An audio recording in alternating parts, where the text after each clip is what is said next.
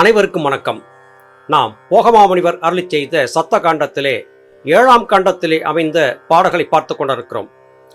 திரேதாயுகத்தின் முடிவிலே ஏற்பட்ட மிகப்பெரிய பிரளயத்திலிருந்து தங்களை காப்பாற்றிக் கொள்வதற்காக எண்ணற்ற சித்தர்கள் எந்த காலத்திலும் மூழ்காத ஒரு மலையை தேடி கண்டுபிடித்து அந்த மலையின் முகட்டிலே சென்று தங்கியிருந்தார்கள். அங்கே எண்ணற்ற சித்தர்கள் தங்கியிருந்த காட்சியை தான் கண்டதாக காலாங்கிநாதர் தன்னுடைய சீடராகிய போகருக்கு சொல்ல, போகர் தன்னுடைய அனுபவத்தை எல்லாம் பொலிப்பாணி சித்தருக்கு சொல்லியதாக கடந்த பதிவிலே பார்த்தோம். மகாவிஷ்ணுவின் 10 அவதாரங்களிலே 2 அவதாரங்கள், அதாவது மச்சாவதாரம் மற்றும் கூர்மாவதாரத்தை பெற்றிருந்த சித்தர்கள் அந்த மலையிலே வந்து தங்கியிருந்ததை தான் பார்த்ததாக காலாங்கிநாதர் சொன்ன காட்சிகளை கடந்த பதிவிலே பார்த்தோம். இந்த பதிவிலே மேலும் என்னென்ன அதிசயங்களை எல்லாம் காலாங்கிநாதர் போகருக்கு சொன்னார் என்பதை தொடர்ந்து பார்க்கலாம். ஏறினார் காலாங்கி மலையின் மேலே எழிலான பிரளயங்கள் வந்தபோது மீறிய யாகங்கள் செய்து கொண்டு மிக்கான மலைகளிலே இருக்கும் போது கூறியதோர் வராகம் என்ற ரிஷியார் தாமும் கொற்றவனார் மலை அதனில் தவசிருந்தார். கோரிய காலாங்கிநாதர் தாமும் கொப்பனவே தவசியிடம் சென்றார் பாரே. பாரேதான் எனது ஐயர் காலாங்கிநாதர் பாங்கான மலைதனிலே தவசிருந்த சீரான வராக ரிஷி தன்னைத்தானும் சிறப்புடனே காலாங்கி காணும் போது தீரான உருவமது வராகம் போலும் தீர்க்கமுள்ள திருமுகந்தான் மனித ரூபம். நேரேதான் தவயோகம் செய்து கொண்டு நேர்மையுடன் தானிருந்த ரிஷி கண்டாரே. காலாங்கி சித்தர் மச்சாவதாரம் கூர்மாவதாரம் ஆகிய 2 அவதாரங்களை பார்த்ததாக சொன்னார். அது மட்டுமல்லாது கடுந்தவம் செய்து கொண்டிருந்த இடத்திலே மிகப்பெரிய யாக குண்டம் வளர்த்து அந்த யாகத்திலே மந்திர கோஷங்கள் செய்து கொண்டிருந்ததாக ஒரு ஓசையை காலாங்கிநாதர் கேட்டார். யார் இப்படிப்பட்ட ஒரு ஹோமத்தை யாகத்தை செய்து கொண்டிருப்பது என்பதை பார்ப்பதற்காக தான் தங்கியிருந்த மலையை சுற்றி வந்த போது அந்த இடத்திலே வராகருவத்திலே இருந்த ஒரு சித்தர் தங்கியிருந்ததை பார்த்தார். இந்த வராக ரிஷி என்பவர் மகாவிஷ்ணுவின் மற்றொரு அவதாரம் என்பதை காலாங்கி சித்தர் புரிந்து கொண்டார். உடல் முழுவதும் வராக வடிவமாக, அதாவது பன்றி வடிவமாக இருக்க முகம் மட்டும் மனித முகமாக இருந்ததாக தான் கண்ட அதிசயத்தை காலாங்கி சித்தர் போகருக்கு சொல்லி இருக்கிறார்.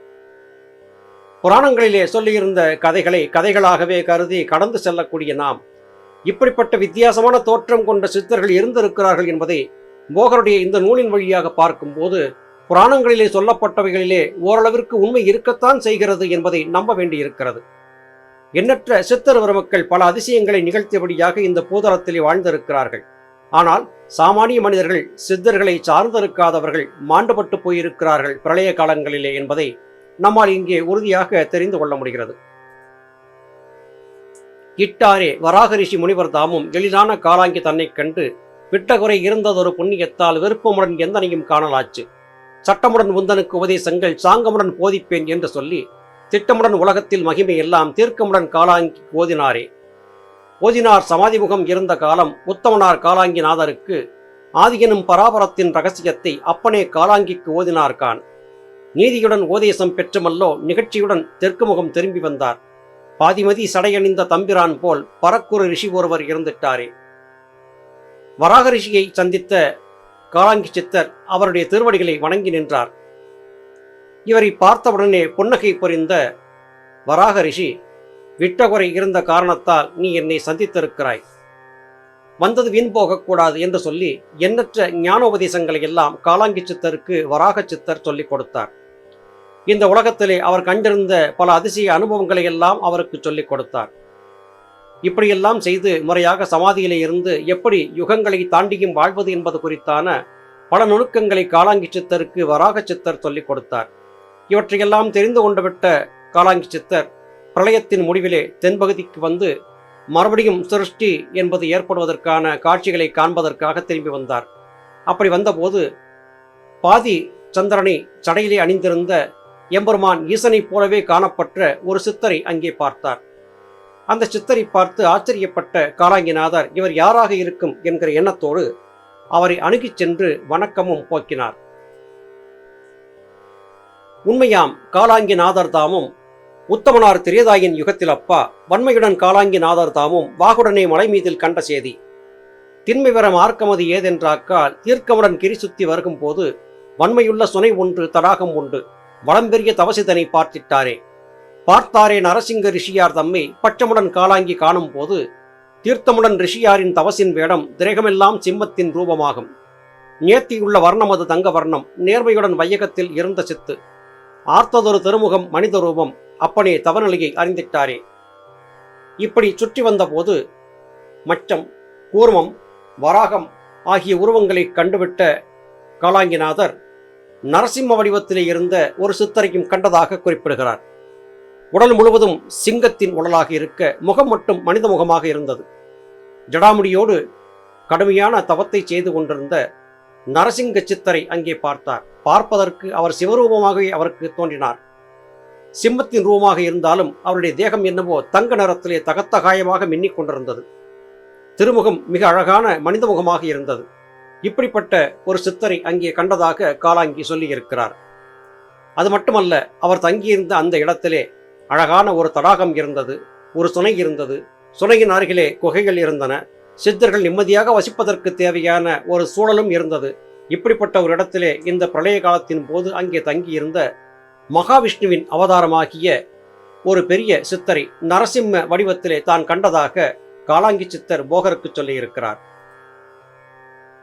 கேளப்பா எந்தனது காலாங்கிநாதர் கெடிதான திரிதாயின் யுகத்திலப்பா ஆளப்பா கிரி சுத்தி வருகும் போது அப்பனை மலையோரம் வடபாகம்தான் மீளவே தவநிலையை பார்க்க என்று மிக்கான சுனை அருகே வந்தபோது குழப்பா ரிஷியார்கள் கூட்டத்தோடும் சுந்தரனே வாமமகா ரிஷி கண்டாரே வாமமகா ரிஷியா தம்மை கருவான தேகமது வாமரூபம் கொண்டதொரு திருமுகமும் மனித ரூபம் கோடான கோடியது நெடுங்காலம்தான் அண்டமகா ரிஷி போலே வாமர்தாமும் அருளான பெருந்தவசு தானிருந்தார் கொண்டல் வண்ணன் அச்சுதன் போல் விசுவரூபம் கொடியதவம் செய்திருக்க கண்டிட்டாரே.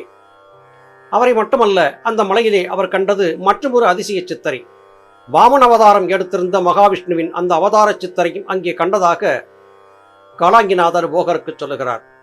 ஒரு மிகப்பெரிய சுனை இருந்தது. ஒரு மலையின் வடபாகத்திலே பெரிய சுனை. அந்த சுனையின் அருகிலே நிறைய ரிஷிகள் கூட்டம் கூட்டமாக இருந்தார்கள். அந்த கூட்டத்தின் மத்தியிலே வித்தியாசமான தோற்றத்தோடு ஒருவர் இருந்ததை கண்டார். அவர் வாமனர். மகாவிஷ்ணுவின் 10 அவதாரங்களில் ஒரு அவதாரமாக இருந்த வாமன ரிஷி அங்கே கண்டதாக போகருக்கு காலாங்கிநாதர் எடுத்துச் சொல்லுகிறார். 10 அவதாரங்கள் எடுத்த மகாவிஷ்ணுவின் ஒவ்வொரு அவதாரமும் சித்தராக மாறி பெருந்தவசோடு இருந்து இந்த பூதளத்திலே தங்கியிருந்த அதிசய காட்சிகளை கண்டதாக காலாங்கிநாதர் தன்னுடைய சீடராக்கிய போகருக்கு சொல்லுகிறார். போகர் தன்னுடைய அனுபவங்களை புலிப்பாணிக்கு சொல்ல புலிப்பாணியும் வியப்பின் உச்சத்தில் இருந்தபடியாக நம்மை போலவே அமைதியாக இருந்து கேட்டுக்கொண்டிருக்கிறார். தானான இன்னும் ஒரு தன்மை சொல்வேன், தன்மையுள்ள புலிப்பாணி கனவானே கேள். கோணான எனதையர் காலாங்கிநாதர் கொற்றவனார் எந்தனுக்கு சொன்ன நீதி. தேனான திரேதாயின் யுகத்திலப்பா தேற்றமும் 20ஆம் ஆண்டு தன்னில் பானான பிரம்மகுல பரசுராமன் பெருந்தவசு தான் இருந்த வன்மை பாரே. பாரேதான் பிரளயங்கள் வந்தபோது பாங்கான காலாங்கி மலையின் பேரில் நேரேதான் நெடுங்காலம் கலந்து தவசிருந்த சித்து நேர்மையுள்ள பிரம்மகுல சித்துத்தானம் சீரேதான் கிரிதனுக்கு கீழ்ப்பாகம்தான் சிறப்புடனே தவமிருந்த ரிஷியார் தம்மை ஆரோதான் காண்பதற்கு வையகத்தில் அப்பனே யாராலும் முடியாதென்றோ. அது மட்டுமல்ல, அந்த மலையிலே மற்றும் ஒரு அதிசய சித்தரை கண்டார். அவர் பரசுராமர். பகவான் விஷ்ணுவினுடைய 10 அவதாரங்களிலே ஒரு மிகப்பெரிய அவதாரமாக்கிய பரசுராமர் என்கிற சித்தர் தவமிருந்த தன்மையை அங்கே கண்டதாக காலாங்கி சித்தர் போகருக்கு சொல்லுகிறார். மிகப்பெரிய பிரளயங்கள் வந்தபோது எத்தனையோ பேர் மாண்டு போயிருக்க விஷ்ணுவின் 10 அவதாரங்களிலே 10 அவதாரத்தை சார்ந்திருந்த அனைத்து சித்தர்களும் ரிஷிகளாக அங்கே தங்கியிருந்த அதிசய காட்சியை தான் கண்டதாக காலாங்கி சித்தர் போகருக்கு சொல்லுகிறார். பிரம்மகுலத்தை சார்ந்த சித்தர் என்பதாக அவர் பரசுராமரை பற்றி வர்ணிக்கிறார். பரசுராமர் நம்முடைய புராணங்களிலே மிகப்பெரிய இடத்தை பெற்றிருந்தவர். இதில் எந்த விதமான மாற்றமும் கிடையாது. மகாபாரத போர் என்பது நடப்பதற்கு பரசுராமருடைய ஆசியை பெற வேண்டி பொய்யான வேடம் தரித்து கர்ணன் அவரிடத்திலே சென்று தவறுதலாக அவரிடத்திலே நடித்து அவரிடமிருந்து பாசுபதாஸ்திரத்தை பெற்று அதன் பிறகு அவர் சத்திரியன் என்பதை தெரிந்து கொண்ட பிறகு அவருக்கு சாபம் கொடுத்து எந்த காரணத்தை கொண்டும் இந்த பாசுபதாஸ்திரம் உன்னை காக்காது என்று சொல்லிவிட்டதாக பரசுராமரை பற்றி கேள்விப்பட்டிருக்கிறோம். அதே போல திரேதாயுகத்திலே பரசுராமருடைய காண்டீபம் சிவ தனுசு என்பது ராமனால் உடைக்கப்பட்டது என்கிற கதையை கேள்விப்பட்டிருக்கிறோம். இப்படிப்பட்ட கதைகளுக்கு காரணமாக இருந்த பரசுராமர் என்கிற மிகப்பெரிய சித்தரை தான் கண்டதாக காலாங்கிநாதர் போகருக்கு சொல்லியதை நாம் இங்கே கவனமாக கேட்கிறோம். இருந்தாரே இன்னும் ஒரு வயனம் சொல்வேன், எளிதான புலிப்பாணி எந்தன் சீடா பொருந்தவே சீனபதி விட்டு நீங்கி பொங்கமுடன் காலாங்கி நாதர் தாமும் திருந்தவே திரேதாகி யுகத்திலப்பா தீர்க்கவனின் பிரளயங்கள் வந்தபோது அருந்தவசியாயிருந்த ராமர் தன்னை அங்கனவே கண்டுமல்லோ மதித்திட்டாரே. மதித்தாரே ராமரிஷி முனியார் தம்மை மார்க்கமுடன் காலாங்கி நாதர் தேவர் துதிப்புடனே ராமரிஷி என்றுமேதான் துப்புரவாய் அஞ்சலிகள் மிகவும் செய்து விதிப்படியே பட்டாபிஷேகர் என்று விருப்பமுடன் தன் மனதில் ஓந்து கொண்டு நதிக்கரையை தான் தேடி தீர்த்தம் கொண்டு நமஸ்கார துதிகள் மிகச் செய்திட்டாரே.